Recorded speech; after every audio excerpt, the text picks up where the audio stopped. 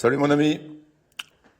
Écoute, je vais répondre à ta question qui est très intéressante et qui, au bout du compte, a le mérite d'exister et d'être posée, même si je pense y avoir répondu déjà un demi-million de fois concernant tous ces alerteurs, lanceurs d'alerte et petits médias alternatifs qui seraient supposément, comme tu me le dis, sous contrôle de l'Alliance de A à Z et qui aurait pour mission de nous réveiller. Pas nous, parce que nous sommes déjà réveillés, mais de réveiller des niveaux 1, on va dire de 1, 2, 3. Ok.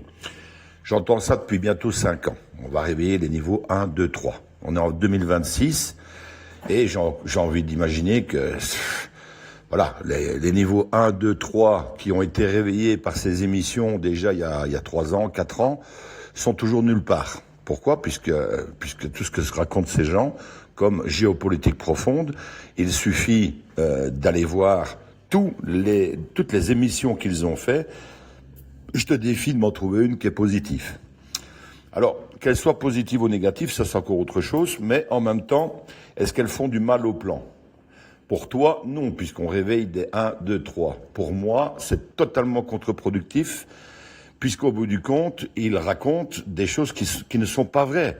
Ils ont une somme de spécialistes, de géopoliticiens, de gens connus ou moins connus qui viennent donner leur avis, que ce soit sur une éventuelle fin du monde ou des prophéties qui n'ont plus lieu d'être à cette heure-ci, même si elles étaient correctes à une époque, ou des spécialistes de géopolitique pure qui vont venir t'expliquer ce qu'il se passe avec Trump et l'Iran, avec une vision, entre guillemets, anti-trumpiste et, je veux dire, anti-alliance. Alors, ma question est la suivante, qui ça réveille, du coup ? Alors, toi, tu vas me dire, mais ça réveille les gens, il faut qu'ils passent par là pour comprendre que derrière, il y a un plan, une alliance. Oui, mais bon, mon grand, on est en 2026. Moi, je pense que ces trous de balles qui sont tous en train de faire la queue dans la grande course à l'échalote pour avoir beaucoup de followers existent. Toi, tu penses que c'est l'Alliance qui est derrière. Moi, je pense que ce n'est pas le cas. Voilà. Vous vous donnez beaucoup trop d'importance, vous les Français, mais ça, je vous l'ai déjà expliqué. Il y a un plan mondial, mais pour vous, c'est un plan français. Ok ? Alors maintenant, le plan mondial, ils ont un tout petit village de Gaulois au milieu, là-bas. Ça s'appelle la France. Autant te dire, quand tu vois comment Trump traite la France, je peux te dire que, je veux dire, dans le plan, vous êtes un village de Gaulois avec quelques coqs sur des tas de fumée. Alors, ce n'est pas prétentieux ni méchant ce que je dis, mais en même temps, c'est un peu la réalité. J'ai l'impression maintenant, depuis 5 ans que je suis sur les réseaux, d'être dans un réseau français. Alors moi, je suis belge. Il n'y a pas énormément de résistants en Belgique parce qu'on n'est que 12 millions, et vous êtes 65 millions. Il y a beaucoup plus de gens qui suivent tout ce bordel en France qu'en Belgique, mais c'est normal, vous êtes un plus grand pays. Et tout ce que je peux faire, quand je le fais, c'est plus visible des Français que des Belges, néanmoins. Mais néanmoins, ce n'est qu'une petite fraction de l'humanité.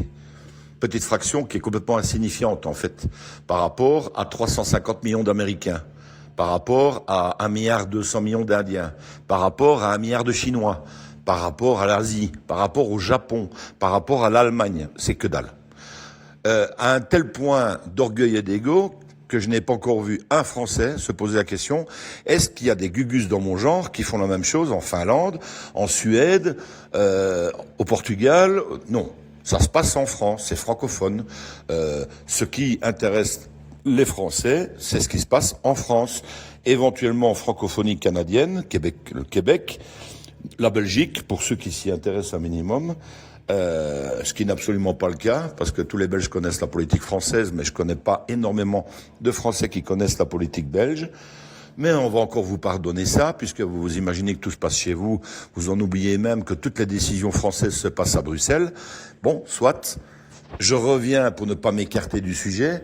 La question est-ce que tous ces petits médias, comme Toxin, comme Géopolitique Profonde, et bien d'autres, TVL, Kéros en Belgique, qui va faire une interview, tiens-toi bien, non, il l'a déjà fait, elle va passer bientôt, une interview de l'ambassadeur de l'Iran. Donc le mec, il est tellement anti-Trumpiste qu'il veut avoir l'avis des Iraniens dans une émission spéciale. Donc tu vois, tout est inversé, même dans la résistance. Donc ces médias, en fait, ne font que de la merde. Quand ils n'invitent pas, je vais dire, l'ennemi, ben ils l'infiltrent.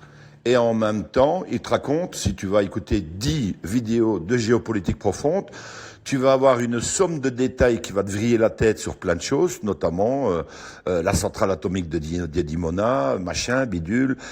Qu'est-ce que Trump est en train d'essayer de faire? Est-ce qu'il va débarquer sur l'île de Kharg? Ça fait bientôt 4 semaines qu'on en parle. Hein, des fois que ce serait pas secret.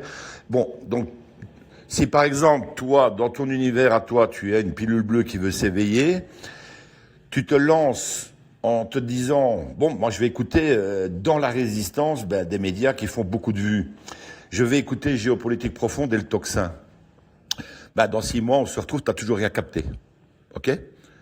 Et je te défie de me prouver le contraire. Hein. T'as toujours rien capté, ni au plan Q, ni au film The Great Awakening, et un plan positif qui sauve l'humanité. Que dalle. Donc dans 6 mois, tu seras encore pire que maintenant. C'est-à-dire que la pilule bleue est quelqu'un qui est très bien dans sa peau parce qu'elle n'est au courant de rien.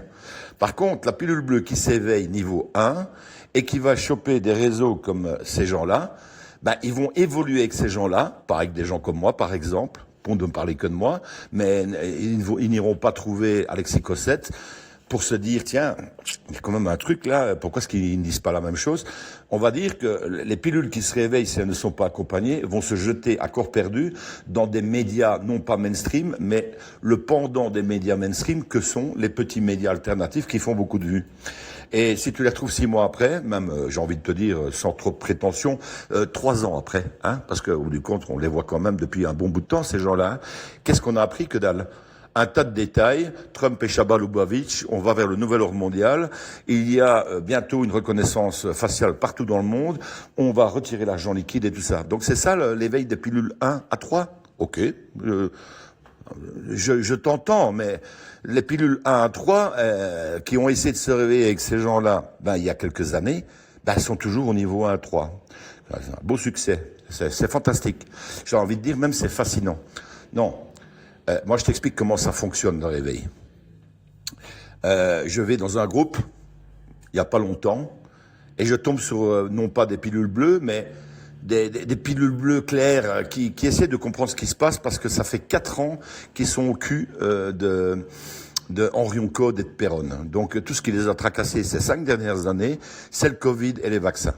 Mais néanmoins, il y a des amis à eux qui leur ont parlé qu'il y avait un plan, etc. Ils veulent en savoir plus.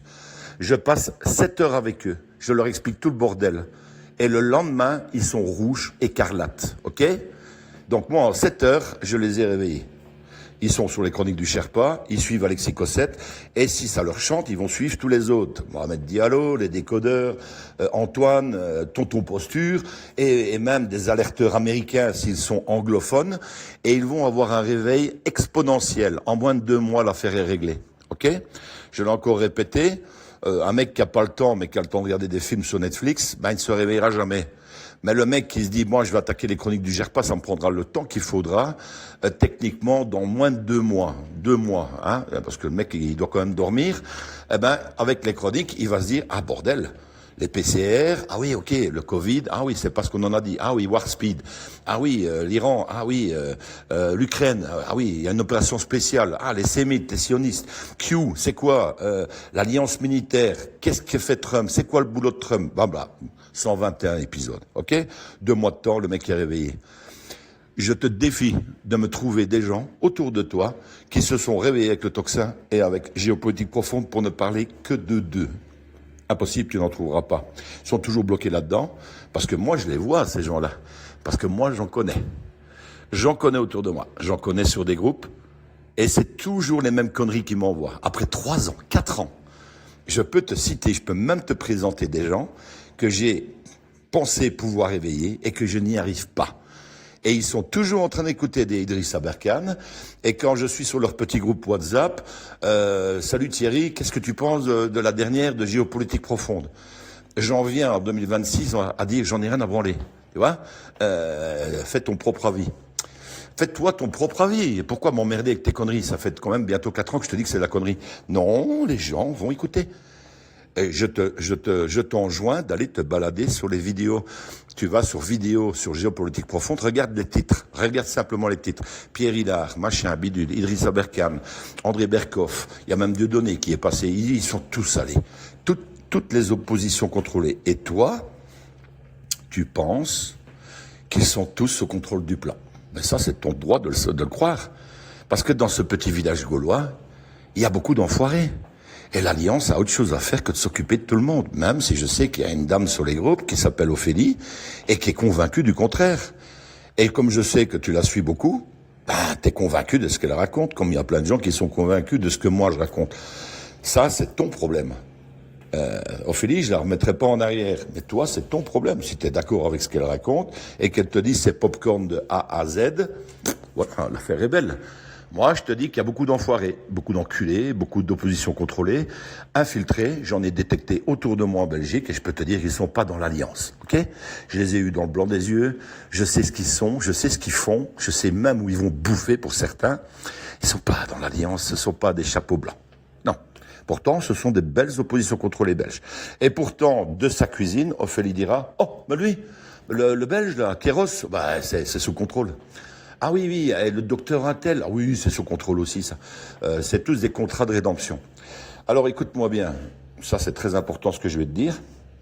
Je ne suis pas dans le pitch de dire qu'il n'y a pas de contrat de rédemption, qu'il n'y a pas des gens sous contrôle. De là en faire une extrême majorité, vous vous trompez. Vous vous trumpez. Mais bon, j'ai peut-être tort, hein. Mais dans tous les cas, moi je fais pas d'erreur. C'est le sieur. Pourquoi ?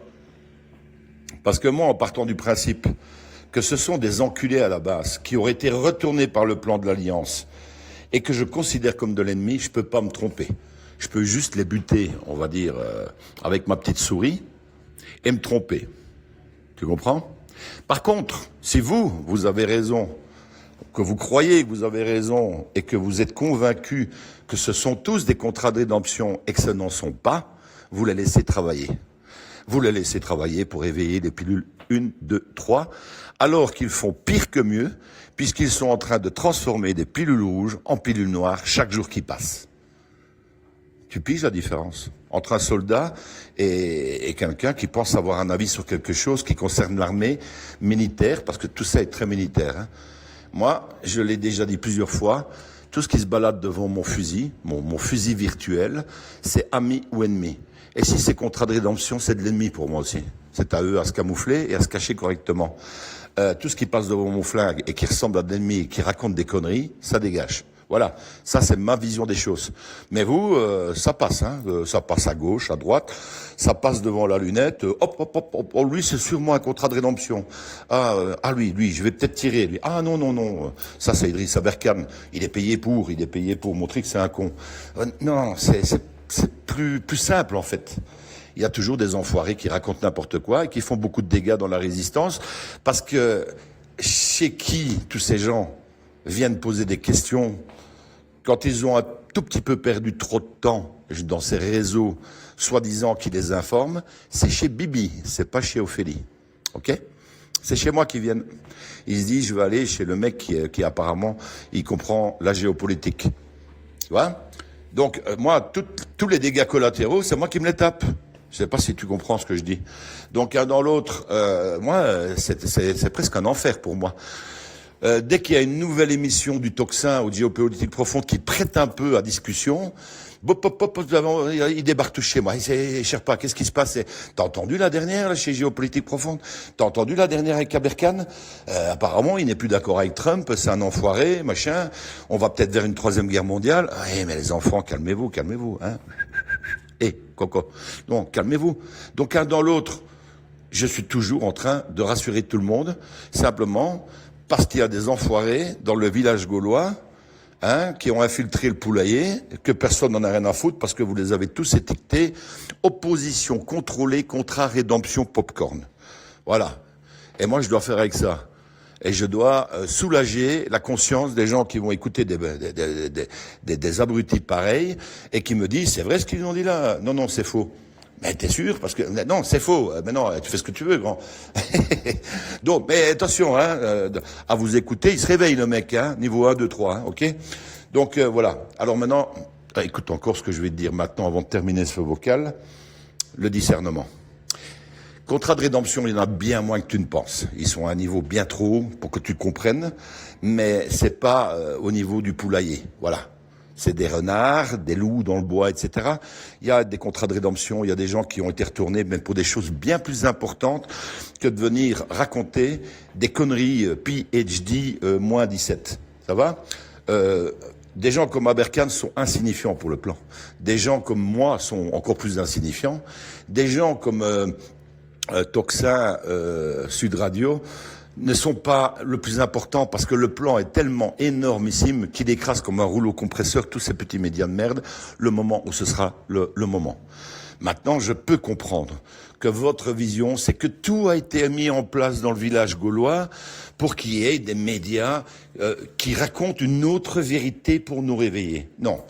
Je crois que si c'était vraiment le cas, il y aurait vraiment un peu plus de mecs dans mon genre qui parlerait un tout petit peu plus de Q et un petit peu plus du plan. Mais à ce moment-là, fais preuve de discernement. Si c'était le cas, il n'y aurait pas besoin de 4966 drops de Q pour récupérer des gugus dans mon genre et en faire des soldats numériques. Je parle de soldats numériques, je parle pas de tous ceux qui se prennent pour des soldats numériques et qui sont des ersatz, qui ont une espèce de compréhension du bordel et qui adorent l'expliquer en faisant plein d'erreurs. Ça va ? C'est une grosse différence. Donc à partir du moment où l'armée de l'Alliance a besoin de gugus dans notre genre et qu'on n'est pas très nombreux pour être capable de l'expliquer, c'est qu'ils ont eu besoin de faire une armée. Et donc ça va être chaud, ça va être chaud parce qu'il va falloir expliquer tout ça aux gens. Et c'est pas par le Toxin que tu vas y arriver, ni par géopolitique profonde. Gorge profonde n'est pas là pour ça. Eux, ils sont là pour faire des followers, inviter un maximum de gens pour avoir une vision alternative de ce qui se dit dans les médias et de ce qui ne se dit pas.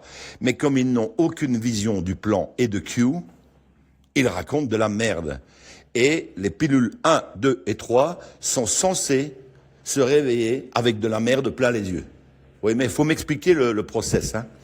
Donc, j'ai envie de dire, le plus important, c'est le discernement. C'est-à-dire que dans le plan Q et l'alliance militaire, ils nous demandent de faire preuve de discernement.